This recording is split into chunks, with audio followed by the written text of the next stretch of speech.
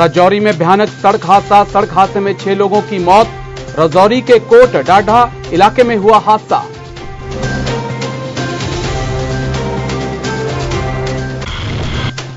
सीमा पर पाकिस्तान की फिर सीनाजोरी। पाकिस्तान ने फिर किया सीजफायर का उल्लंघन। सीजफायर उल्लंघन में स्थायी निवासी जख्मी।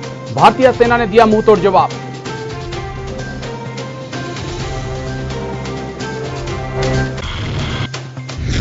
और स्वास्थ्य सुविधाओं के रुलाने वाली तस्वीर आई है सामने। रियासी के बगदार हेल्थ सेंटर की खस्ता हालत। हेल्थ सेंटर में नहीं आता कोई डॉक्टर।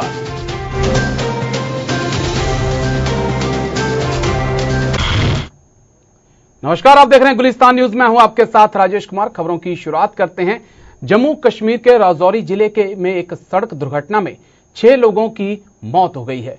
तो जम्मू कश्मीर से हम आपको खबर दिखा रहे हैं जहां पर 6 लोगों की मौत हो गई है। सड़क हादसा वहां पर हुआ है जिस कारण 6 लोगों की मौत हुई है। तस्वीरें आप देख सकते हैं।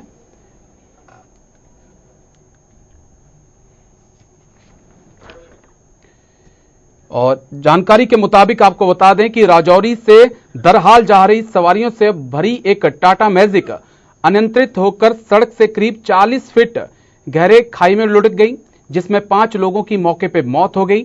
घायलों को इलाज के लिए जम्मू के सरकारी मेडिकल कॉलेज में भर्ती कराया गया है, जिस दौरान एक और युवक की और एक शख्स की मौत हो गई।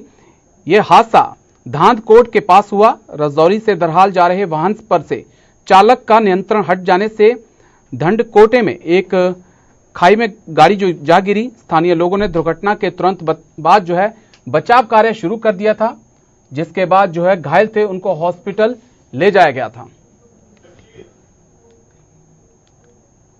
इस खबर पे ज्यादा जानकारी के लिए हमारे संवाददाता जमशीद मलिक हमारे साथ जुड़े हैं। सीधा उन्हीं का रुख करते हैं। जमशीद, जानना चाहेंगे कब हादसा हुआ और अभी क्या हालात हैं वहां पर?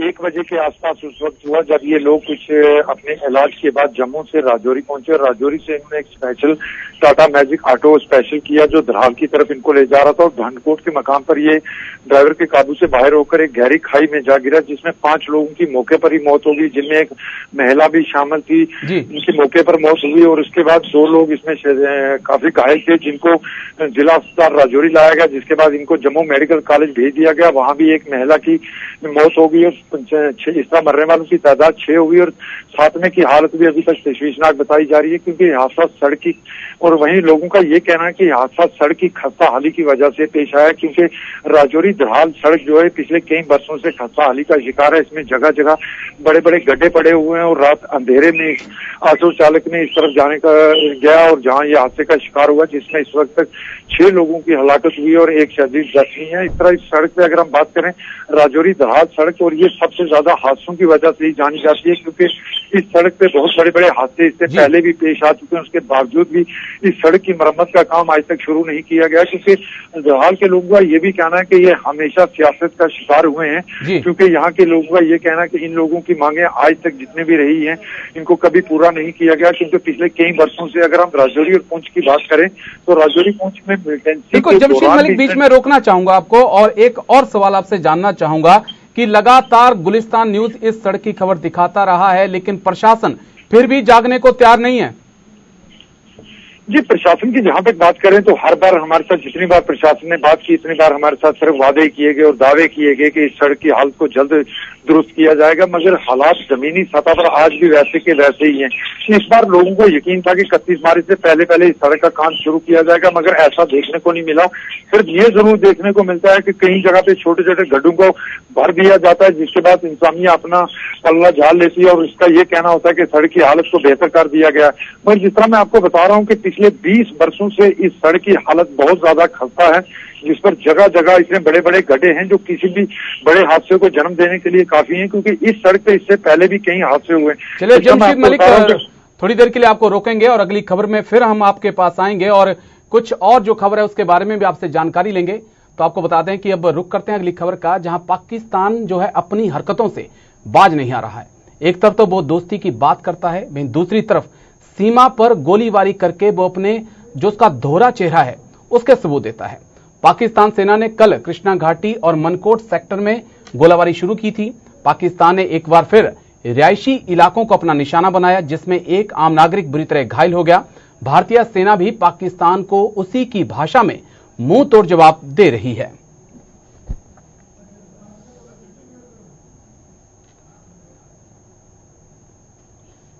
तो पाकिस्तान की नापाक हरकत जो है लगातार जारी है।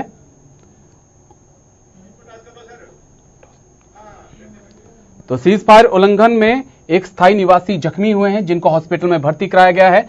पाक की तरफ से लगातार सीज फायर का उल्लंघन किया जा रहा है और भारतीय सेना जो है बार बार पाक की नापाक हरकत का जवाब देती है, लेकिन पाक है कि सुधरने को तैयार नहीं है। कई बार मुंह की खाने के बाद भी वो सुधरने को तैयार नहीं है। बार बार वो सीज फायर का उल्लंघन करता है और सबसे बड़ी बात यह है कि वो स्थायी इस खबर पर ज्यादा जानकारी के लिए दोबारा हमारे संवाददाता जमशीद मलिक हमारे साथ जुड़े हैं। जमशीद, फिर से आपसे जानना चाहेंगे कि सीज फायर का उल्लंघन एक बार फिर से किया है और पाकिस्तान ने इस बार फिर आम नागरिकों को निशाना बनाया है। जी, पाकिस्तान की तरफ से लगातार पिछले कई महीनों से अगर हम देखें तो एक तरफ वो शांति की बात करता है, बातचीत की बात करता है, मगर दूसरी तरफ सीमावर्ती इलाकों में इसकी दहशतगर्दी का सिलसिला जारी है। जिस तरह मैंडर के मनकोट सेक्टर में कल पाकिस्तान ने एक बार फिर गोलाबारी का सिलसिला शुरू किया, जिसमें एक आम नागरिक बुरी तरह जख्मी हुआ, जिसको मैंडर अस्पताल लाया गया। उसके बाद राजौरी लाया गया है मेडिकल कॉलेज में, जहां इसको इलाज किया जा रहा है। और दूसरी तरफ इस वक्त मैं आपको ये बताऊं कि नौशहरा के कलाल और सुंदरबनी सेक्टर में भी पाकिस्तान की तरफ से गोलाबारी का सिलसिला शुरू हुआ है, क्योंकि पिछले कुछ वर्षे से लगातार पाकिस्तान की बुखलाहट सामने आ रही है। एयर स्ट्राइक के बाद हमने देखा है कि पाकिस्तान ने सबसे ज्यादा राजौरी पहुंच में सीमावर्ती इलाकों में शहरी आबादी को निशाना बनाकर गोलाबारी की है, जिसमें अगर हम बात करें 2019 जमशीद, बीच में रोकना चाहूंगा आपको क्योंकि समय हमारे पास कम है। एक सवाल आपसे और जानना चाहूंगा मैं कि जो घायल है उसकी हालत कैसी बनी हुई है? जी, घायल की हालत इस वक्त खतरे से बाहर बताई जा रही है, मगर जिस तरह इसके जिस्म पे निशान लगे हैं या छाती पे इसके स्प्लेंडर लगे हुए हैं, इसको ठीक होने में काफी वक्त लग जाएगा, जिस तरह मैं पहले भी आपको बता रहा हूँ। चलिए, बहुत बहुत धन्यवाद जमशीद मलिक हमारे साथ जुड़ने के लिए और तमाम अहम जानकारी देने के लिए। तो आपको बता दें कि पाक की नापाक हरकत लगातार जम्मू कश्मीर के बॉर्डर पे जारी है और लगातार वो आम नागरिकों को निशाना बना रहा है। वहीं बढ़ते हैं अगली खबर की ओर। जम्मू के युवाओं में पीएम मोदी कितने लोकप्रिय हैं, इसका अंदाजा इस बात से लगता है कि उधमपुर के टिकरी के युवाओं ने मोदी के शान में एक म्यूजिक एल्बम तैयार किया है। भारत की शान नामक इस म्यूजिक एल्बम का विमोचन जम्मू के मेयर चंद्रमोहन गुप्ता और पूर्व मंत्री सत्य शर्मा ने किया है। इस एल्बम के गीतों को स्वर जो है कुमार रवि ने दिए और इन गीतों को सुरों से साहिल लक्की ने सजाया है। इस एल्बम के गीत अशोक ने लिखे हैं और इस वीडियो का निर्देशन कुलदीप राज ने किया। इस एल्बम में अभिनय का जलवा अजीत मंगोत्रा ने दिखाया है। औलाद का जज्बा रखता है, मेरे भारत की ये शान है। औलाद का जज्बा रखता है, मेरे भारत की ये शान है। थोड़े वक्त में मैंने बताया, मैं थैंकफुल हूँ सत्य शर्मा जी का, मेयर साहब का, जो अपना कीमती समय निकालकर हमारे बीच उपस्थित हुए की है मोदी जी के शान में और भारत की शान में। ये जो हमारे अजीत मल्होत्रा जी ने यहाँ अभिनय किया है इसको, और रवि जी ने, अशोक जी ने और साहिल लक्की जी ने और सारी टीम इनकी जो है बहुत बढ़िया ये सीडी बना के ये बहुत बढ़िया एक गाना मोदी जी के लिए, भारत के लिए जो इन्होंने प्रस्तुत किया यहाँ पे। आज इसका विमोचन किया गया सीडी का और पूरे जम्मू कश्मीर में नहीं पूरे देश में इसकी धुन जाएगी। और नौजवान जो आज खुद ही अपने आप ना जाने इनको ऊपर ईश्वर इनको प्रेरणा देता है। सारा देश का नौजवान आज मोदी जी के लिए काम कर रहा है, किसी को कहने की जरूरत नहीं है। इस गाने से भी हमारा बोर्ड प्रेसिडेंट। बढ़ते अगली खबर की ओर। स्वास्थ्य सुविधाओं को लेकर राजनेता और प्रशासनिक अधिकारी बड़े बड़े दावे करते हैं, लेकिन उनके दावे असल में कितने सच हैं, ये जमीनी सतह पे साफ दिखता है। खबर रियासी जिला से है, जहां प्रशासन की अनदेखी का शिकार है। यही कारण है कि रियासी के लोग नरकीय जीवन जी रहे हैं। हम बात कर रहे हैं रियासी जिले के भगाम तहसील के भगदार इलाके की। यहां आज तक स्वास्थ्य सुविधा के नाम पर सिर्फ धोखा दिया गया है। हेल्थ सेंटर का दरवाजा कई वर्षों से बंद है। कई बार कोई डॉक्टर चक्कर लगाने पहुंचता है और उसके बाद डॉक्टर भी गायब हो जाते हैं। वह इमारत भी काफी खस्ता हाल में देखी गई है।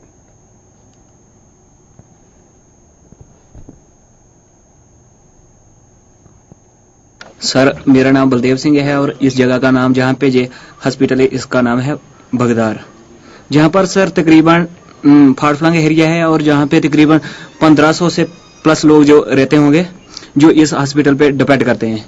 और सर आजकल हर घर में तकरीबन बीमारी होती है तो वो सब सर इस पे निर्भर करते हैं। जो भी इधर आता है सर तो ये बंद पड़ा हुआ दिखता है तो सर इधर से उदयपुर जहाँ रियासी के लिए सर बहुत ही मुश्किल है लेना किसी बंदे को जो बीमार हो जाता है। तो तकरीबन सर बड़ी दुख की बात है जहाँ पे कि हम सर इतनी मुश्किल से जिंदगी जी रहे हैं कि जब भी हम इधर आते हैं सर कोई भी आता है तो सर ये बंद ही दिखता है। और साथ में सर हमने कई बार किसी से कहा है तो सर इसके लिए यही बोलते हैं हो जाएगा आज नहीं तो कल हो जाएगा। तो यहाँ पर मंत्री भी आए हैं, यहाँ पर जो राज्य मंत्री अजय नंदा है। हाँ जी, एक बार आए थे तकरीबन 1 साल पहले, तो उनसे भी कहा था हमने, तो उन्होंने बोला था सर 1 हफ्ता के बाद हो जाएगा तकरीबन। लेकिन हफ्ते कितने गुजर गए सर? उसके बाद तकरीबन सर 200 हफ्ता। तो अभी तक काम नहीं अभी तक नहीं हुआ सर। 2-3 साल पहले आए थे, अभी तक कुछ नहीं हुआ सर। मेरा नाम ताराचंद है, मैं इसी विलेज रत्नौद का रहने वाला हूँ। सर आप तो देख रहे हैं इस डिस्पेंसरी की क्या हालत है। मैक्सिमम कितनी इधर की बिल्डिंगें जो डैमेज हो चुकी है, इधर मैक्सिमम तो आते ही कम है जो हॉस्पिटल में रहने वाले, अगर आएंगे भी तो वो आके बैठेंगे कहाँ? इधर बैठने के लिए आप इसकी हालत तो देख रहे हो, ऐसी हालत में आकर कौन बैठेगा इधर? मैक्सिमम पहले भी आते रहते हैं, जो ज्यादा मंत्री आते हैं, वो कहते हैं कोई बात नहीं भाई, हम आपकी जो बिल्डिंग है वो सैंक्शन करवा देंगे। अभी तक कौन मंत्री आया है जिन्होंने आपको आश्वासन दिया है? बहुत से मंत्री आते रहते हैं जो आगे पीछे चले गए, इतने तो उनका नाम भी तो क्या लेने, जो यहाँ अजय नंदा जी हो गए, वैसे बलदेव राज जी हो गए, उससे पीछे भी जो थे वो मैक्सिमम सभी बोलते रहते थे। सिर्फ झूठे आश्वासन ही? हाँ, झूठा ही बोला उन्होंने, सच तो बताया ही नहीं। ऐसे ही बोलते रहे कोई बात नहीं भाई, आपकी जो है तो वो सैंक्शन करवा देंगे, लेकिन अभी तक कुछ भी नहीं बना। देख रहे हो आप इस हालत में अगर आएगा कोई कैसे बैठेगा आगे? अभी ये कितने दिनों से बंद है, कितनी देर हो गया बंद हुए? मैक्सिमम ये तो बहुत ही दिन हो गया, इधर तो खुली हुई तो दिखी नहीं हमको। अच्छा। तो बंद ही रहती है इधर। जो आएगा तो वो कभी एक डॉक्टर साहब आते रहते थे, वो बोलते थे यार इसमें बैठना कैसे, हम कैसे बैठ सकते हैं? वैसे उनकी भी तो आवाज। रुक करते हैं अगली खबर का। पाकिस्तानी गोलीबारी में घायल हुए पुंछ के गांव घानी के रहने वाले 20 वर्षीय आजाद अहमद का जम्मू के जीएमसी हॉस्पिटल में इलाज चल रहा है, लेकिन सरकार के रवैये से घायल और उसके परिजन गुस्से में हैं। घायल के उपचार के लिए इन लोगों को हालांकि प्रशासन की ओर से कुछ आर्थिक सहायता मिली है, लेकिन उनका कहना है कि उन्हें मिली मदद नाकाफी है, काफी कम है। साथ ही इन लोगों ने सरकार से पाकिस्तानी फायरिंग से उनके मकान को पहुंचे नुकसान का मुआवजा और परिवार के एक सदस्य को सरकारी नौकरी देने की मांग की है। पाकिस्तानी फायरिंग में इस परिवार के 3 लोग घायल हुए थे, जिनमें से 2 का उपचार चल रहा है, उनको घर भेज दिया गया था और उनका ट्रीटमेंट अभी भी जारी है।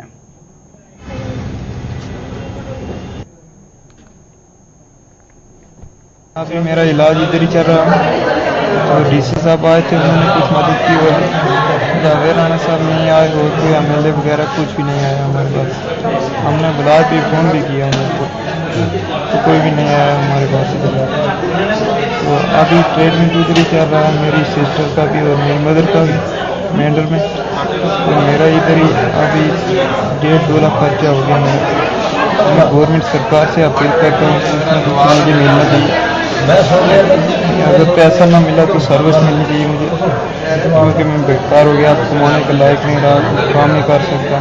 मैं ये गवर्नर को अपील करना चाहता हूँ कि मेरी कुछ मदद की जाए, मेरे बेटे के लिए कुछ मदद की जाए। अब वो बेकार हो चुका है, उसकी टांग काम नहीं कर रही है, ठीक, जन्नू पीछे नहीं आ रही है, घोड़ा पीछे नहीं हो रहा, तो बेकार हो चुका है। हम गरीब हैं, फिर जो ही हो गया, दुनिया का कर्जा, आगे भी था कर्जा 2 लाख 3 लाख देना था मैंने मकान का, तो मकान भी मेरा दारम हो गया, तबाह हो गया, तो आज परिवार भी तबाह हो गया पूरा। 20,000 डीसी साहब ने दिया, 15,000 सब मेंढर पुंछ डीसी साहब ने दिया, तो मेंढर एसडीएम ने 15,000 दिया था, अभी कुछ नहीं दिया। और कुछ खर्चा 1.5 लाख हो चुका है सर, 3 मरीज हैं, 1.5 लाख रुपया खर्चा। वो घर का भी समय चलाना है, पता है आपको, घर का भी चलाना है खर्चा, तो वो भी नहीं है। अभी मेरा इलाज इधर ही चल रहा है। रियासी की खस्ताहाल शिक्षा की खबर जो है वो आपको दिखाने जा रहे हैं। एक तरफ जहां सरकारी स्कूलों में लगातार बच्चों की संख्या कम हो रही है, उसे पढ़ाने के लिए शिक्षा विभाग ने हाल ही में सभी सरकारी टीचरों को 10-10 बच्चे स्कूलों में दाखिल करने के आदेश जारी किए हैं। रियासी के साड़ी अपर प्राइमरी स्कूल में तैनात टीचर 2 वर्षों से एक बच्चे को दाखिल नहीं कर पा रहा। बच्चे के पिता परशोत्तम सिंह का आरोप है कि वह पिछले 2 साल से अपने बच्चों के दाखिले के लिए स्कूल प्रबंधन के आगे गिड़गिड़ा रहे हैं, लेकिन उसके बच्चे को दाखिला नहीं मिल रहा। बच्चे के दाखिले के लिए भटक रहे इस पिता का क्या कहना है, वो आपको सुनाते हैं।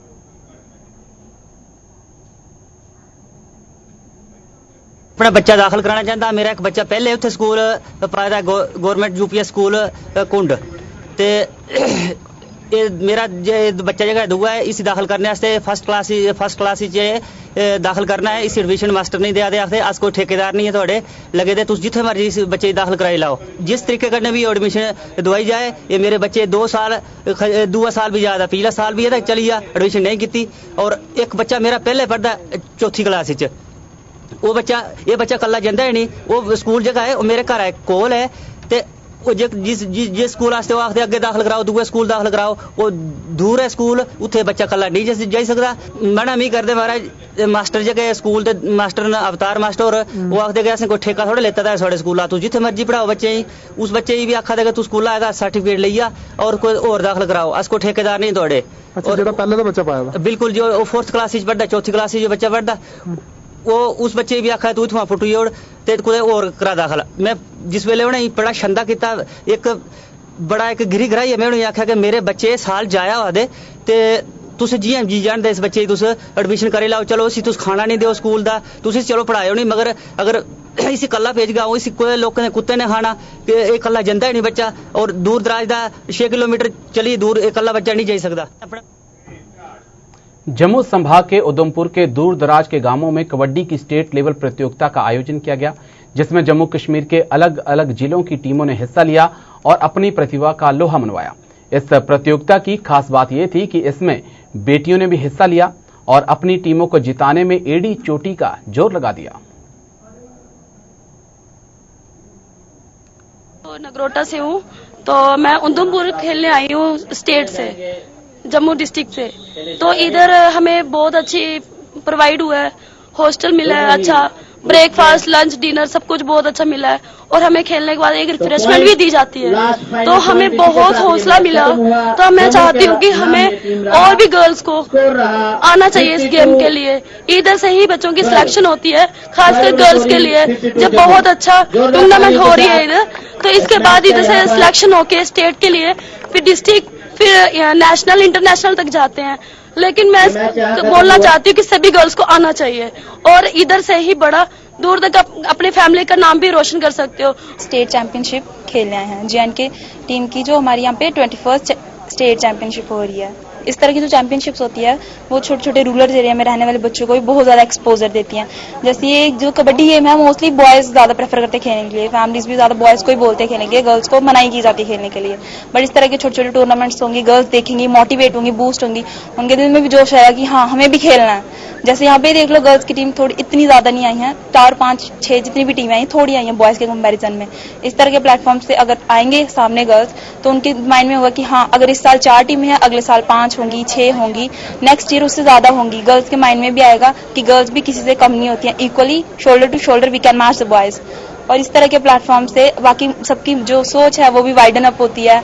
हर जगह इक्वलिटी होनी चाहिए जैसे बाकी गेम्स में होता है।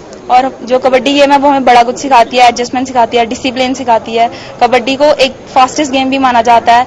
एक ऐसी गेम है जो कि जहाँ पे कभी कोई मरता नहीं है, एक बारी आउट होता है दोबारा सब ऑल इन होते हैं। एक बहुत अच्छी और एडवेंचरस गेम है, सबको खेलनी चाहिए।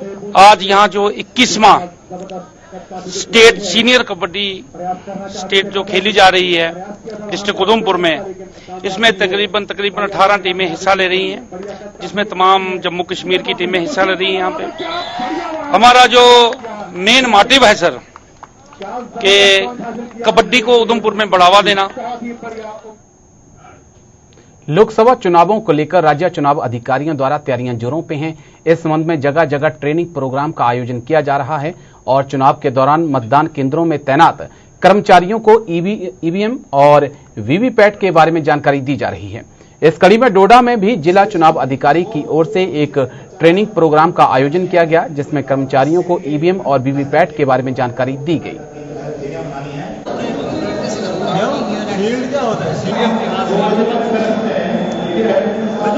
ये ट्रेनिंग जो है ये फोर्थ कमिंग जो लोकसभा के इलेक्शंस हो रहे हैं 2019 जो 18th को शेड्यूल्ड हैं, उस सिलसिले में यहाँ पे जो भी एम्प्लॉइज पोलिंग स्टेशन पे डिप्लॉय किए जाने हैं उनको यहाँ पे इलेक्ट्रॉनिक वोटिंग मशीन और वीवीपैट की एक डिटेल ट्रेनिंग दी जा रही है। अब की बार तो ईसीआई ने यहाँ पे जो वीवीपैट इंट्रोड्यूस किया है ये तो बिल्कुल बहुत ही फायदेमंद मशीन है। इससे हर इलेक्टर को अपने डाले हुए वोट का पूरा प्रूफ मिल जाता है। एक स्लिप डिस्प्ले होती है वहाँ पे 7 सेकंड्स के लिए, जिससे एक इलेक्टर जो है, एक वोटर जो है अपने जिसको भी कैंडिडेट को वोट डाला होगा वो वहाँ पे 7 सेकंड्स तक डिस्प्ले होता है। उसका इलेक्शन सिंबल, उसका नाम, उसका सीरियल नंबर जो भी बैलेट यूनिट पे होगा वो वहाँ पे डिस्प्ले होता है और उससे क्लियर उसको कोई डाउट बियॉन्ड डाउट जो है फुल प्रूफ मशीन है। ये बहुत ही बढ़िया है। इससे हर इलेक्टर को और सारे जो हमारे यहाँ पे पोलिंग पार्टीज हैं उनको बहुत बड़ा। जम्मू में पुंछ लोकसभा सीट पे बतौर आजाद उम्मीदवार चुनाव लड़ रहे अनिल सिंह ने विशाल रैली निकालकर लोगों का समर्थन जुटाया है। इस दौरान अनिल सिंह ने सांबा में चीची माता के दरबार में हाजिरी दी और माता का आशीर्वाद प्राप्त किया।